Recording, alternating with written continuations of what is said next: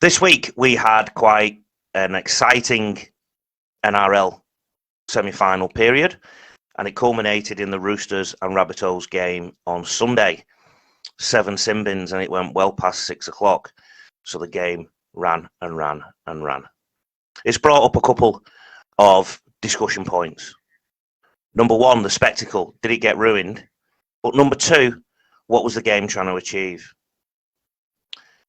Gus Gould made some comments this week on 100% footy that caught my eye. He said, quote, "You get a reaction like we have to HIA and concussion and the way we're treating those, and you get an oversensitive refereeing group," close quote. He later went on to say, "Incidental hits with the head and different things that have happened during the course of the game is a phenomenon in our game because our absolute fear of concussion. Fear of concussion on unfounded medical advice, on concussion. They're waiting on this tsunami of litigation. I've been reading about it for 10 years and it hasn't arrived yet. It's still coming across the Pacific." He also said how many of the players who got headshots yesterday ended up in the sin bin, or who did headshots in the sin bin. The game is too tough for doctors, too tough for lawyers, too tough for media, and that's where we're getting to now. They don't want to be held responsible if someone gets knocked out, but that's the nature of our game. Close quote, Gus Gould. When I heard that, I've got to be honest, I felt that old Gus was going back into dinosaur territory. I feel that Gus has got to start to read the room a little bit.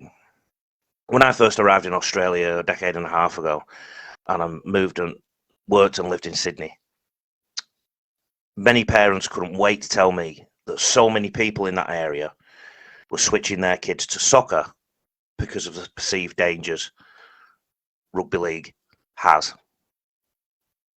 Kids do watch the NRL and they copy their heroes.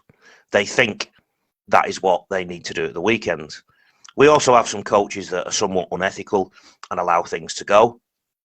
And we also have a little bit of a refereeing crisis. We have a coaching crisis, a refereeing crisis, because there's not enough of both to go around. We are a funny sport in the sense that we're a bit like UFC and boxing, that we have a gladiatorial element. But the problem is we also need to get some participation too. When we increase participation, those boys and girls grow up to become either players, coaches, officials, volunteers. All of them tend to become fans unless they become disillusioned with the game. The difference between a UFC or a boxing or something similar is they don't have as many demands to try and increase participation. And even if they do, you only need to get one boxer or one UFC fighter. You don't need to find 20. And you don't have a 10-month-long season. So we have a double problem in rugby league. We want to grow participation, but we also want people to watch. So if you think about the spectacle, something like Origin, where the head highs are sort of let go in an unwritten rule, that is a good spectacle. Whereas Sunday, 7 sin bins, you could argue that wasn't a good spectacle. So we've got the spectacle and the viewership and the product, but we've also got to think about participation. And I think the NRL have been making attempts to future-proof the game because they know this tsunami of litigation is coming. It will come, Gus. Just because it's not reached Australia yet doesn't mean it isn't happening elsewhere. NFL are already streets ahead down this path, and so are other sports like soccer in the UK and in Europe. We also need to look at what rugby union are doing, because that's the world sport out of the two rugby codes. Tackles are encouraged to be lower as per the rules. A shoulder or head contact high tackle with a high degree of danger is a red, and a low degree of danger is yellow. If it's the arm that hits the head or neck, you're looking at a red or yellow. And then they refer to something as a seatbelt tackle, which you can imagine sort of goes across there. That's at least a penalty. Now, let's look from the participation angle first. Rugby union in Australia, okay, it's probably not travelling too well. And based on 2019 stats, the participation rates aren't quite there compared to league. But let's look at rugby union around the world. It's played by 6.6 million people worldwide in 119 countries. That's 2019 statistics, pre-pandemic. Rugby league at about the same time was approximately 70 to 80 to 100 countries playing rugby league. And the last time I checked, it was approximately 500,000 people around the world, and that's generous. So 6.6 million versus 500,000 people. Now, I know there's other issues that contribute to participation. I know that finances, I know that old empire days, the way the game spread, establishment versus non-establishment, private schools, state schools, all that kind of thing. I know there's other factors, but we need to accept that safety is one of them. Parents care about their kids. We know more now about concussion and whatnot.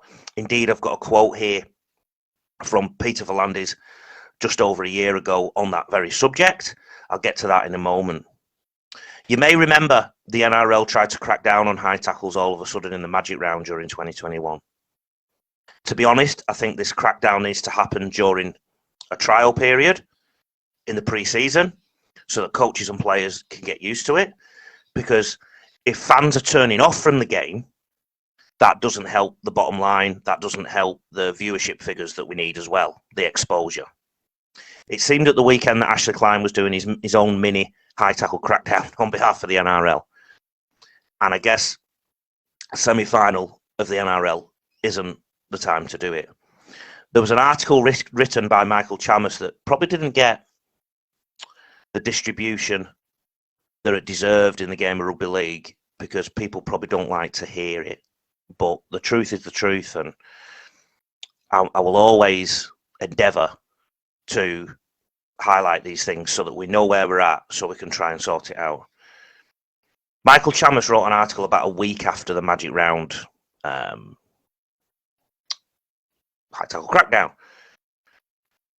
And in there, the headline was, "Is Rugby League dying? The never before released numbers that have NRL power brokers concerned." It was written on May the 22nd, 2021, so just over a year ago. NRL administration has previously sugarcoated participation figures by including touch football and league tag numbers alongside registered tackle players. The current NRL regime doesn't want to do that. They want transparency. And the figures that Michael Chammas quoted, in a loss of something like 12,000 male tackle rugby league participants in Australia since 2015, an 8% drop. Obviously, some of that is offset by the female growth, the fastest area of growth in the rugby league world. He also said that the New South Wales Rugby League is doing a better job at stemming the flow, but there are still 4,000 less male participants in New South Wales over the same period since 2015. So that's a 5% decrease in boys and men's registered players in the state. In Parramatta, the second largest district in Sydney, there has been a whopping 26% decline in male tackle participation since 2015. Western suburbs, southwest Sydney, a stronghold, and a booming population growth, an 18% decline in the same period. There is, however, an alarming drop when males hit the teenage years. In 2015, there were 1,750 male players between the ages of 13 and 15 in Penrith, but that figure dropped to 300 in 2018. So that's nearly 2,000 down to 300 in 3 years. And the same trends are evident for 16 to 18-year-old males and the 19 years plus males across the state of New South Wales. But of course, it's a different story when we come to females. Peter V'landys in this article was quoted as saying, "Talking to parents I've spoken to, they are concerned about their kids getting hurt. So that's why I want to stress to these parents that junior rugby league is safe." So we've got the participation issue. Of course, there are other reasons why those participation figures are starting to drop. We can look at the cost of the game to play. We can look at other things that children and adult males in particular have to do. It's not just a safety issue, but it's obvious that Peter V'landys felt it was so important to mention it in this article, and that's where the NRL is coming from. As for Gus's comment that there's no medical evidence or unfounded medical evidence. An Australian study of 25 retired NRL players showed they had impaired reaction times and concentration compared to the general population, and that included Ian Roberts, who had been knocked unconscious 14 times over his professional career. You may remember the movie Concussion that starred Will Smith and the efforts that the NFL went to after that to future-proof the game, including reductions on the amount of collision training sessions that players take part in before the season because of the growth of CTE. Now, I'm not going to sit here and try and say the full word for CTE. It's one of those words that at 7 o'clock in the morning, after about 5 hours kip, I'm going to muddle up. So we'll just go with CTE. But if you don't know what it is, it's a neurodegenerative disease linked to repeated trauma to the head. And most documented cases have occurred in athletes involved in striking-based sports such as boxing, kickboxing, martial arts and Muay Thai, and contact sports such as American football, Australian rules football, professional wrestling, ice hockey, association football, and then you guessed it, the rugby codes. And for the unfounded medical evidence retort, Monash University, 30th of April 2021, contact sport athletes are returning to play too soon after concussion, the study finds. New research from Monash University into brain changes post-concussion indicate that the brain remains injured and potentially vulnerable after more than 2 weeks. So, we've got the dual problem. We're trying to get more people to watch, but we've also got the participation problem too. No sugarcoating, that's what we've got. And the NRL are aware of that, to be fair to them, and are making efforts, including they've appointed principals in New South Wales and Queensland, school principals, to drive the teenage and the junior growth in the school game. So that's fine, that's all well and good. But also we have, the other problem is we want people to watch at a weekend. Now, I would like to see a sustained campaign on TV, social media, basically NRL players saying, listen, kids, we know that when you watch us, you see this and you see that, but we want you to be safe because there is evidence to suggest that what we're doing might not be safe, but we're adults, we're making our own decisions, right? So obviously as an adult, you can make your own decision. As a kid, we need to future-proof it. But we've got that paradox where we've got to try and make the presentation at the weekend look as good as possible, and we love gladiatorial sports. That's why sports such as boxing and UFC sell out around the world. People pay shed loads just to watch them on pay-per-view TV, because as people, we like to see people ripping into each other. But participation is so crucial to our growth as a sport as well. When we play games on a Thursday or Friday, most of our people that are participating are training or playing games as juniors. So we have to take from the same pot.